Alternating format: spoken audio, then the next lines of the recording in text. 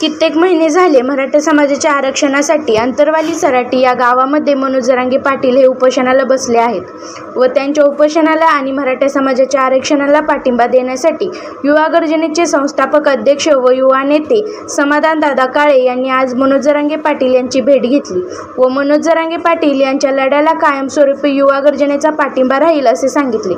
छत्रपती संभाजीनगर येथे गॅलेक्सी हॉस्पिटलमध्ये जाऊन मनोज जरांगे पाटील यांना आम्ही कायमस्वरूपी तुमच्या सोबत आहोत, पण तुम्ही तब्येतीची काळजी घ्या।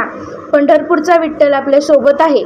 पंढरपूरचे आराध्य दैवत विठ्ठलाची मूर्ती देऊन युवा गर्जनचे संस्थापक अध्यक्ष समाधानदादा काळे यांनी मनोज जरांगे पाटील यांना पाठिंबा दिला। MH मराठी प्रतिनिधी सिद्दीपूळ पंढरपूर।